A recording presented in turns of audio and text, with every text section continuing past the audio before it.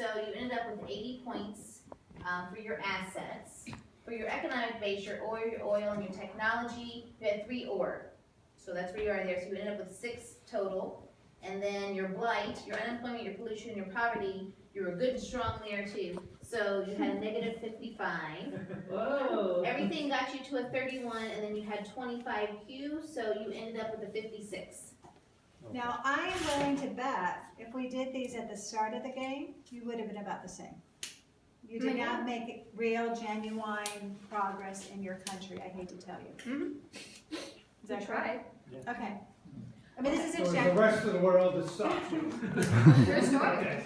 Okay. Well, my next option was war. We'll get to who stopped everybody. So, Beta kind of was Who's lacking. beta? Put up your hands. There's Okay. a flag, beautiful flag, very bright. Okay. They were lacking in assets. They only had jobs and literacy going on for them. They ended up with a 40. Okay. Economic base or oil and technology. They were good in oil, but everything else, nothing going on. So they ended up with a 12 there. And again, fairly strong or strongest in their blight of unemployment, pollution, and poverty.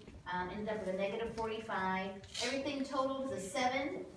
But they had a decent amount of money in the coffers, so they had 45. So their total is 52. Okay, so Alpha is still in the lead. Like you don't know who's winning.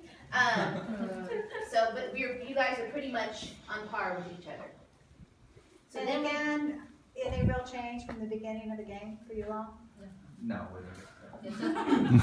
no, not really. and now Omega. Flag. Show us the flag. Flag. David. The Omega flag. This one. Omega had a lot of great things going on with their assets, strong in food and jobs, doing okay in ozone compared to everybody else. They were kings. No solar, wasn't a lot of solar energy going on very much. Really, their education really high and literacy okay. Ended up with a 140 in this area. No economic base, so they got a 0. So this is probably more of a knowledge-based economy Yes. with the university. Do you see why people want to move to knowledge-based economies if they can? But yet somebody has to grow the food, somebody has to build the cars. So university is a long And then term. when you get to blight, I guess their educated population made sure that their blight was not overwhelming. So unemployment was low, no pollution, and poverty's moderate. So 140, 0, and a negative 25 here brought them to a 115.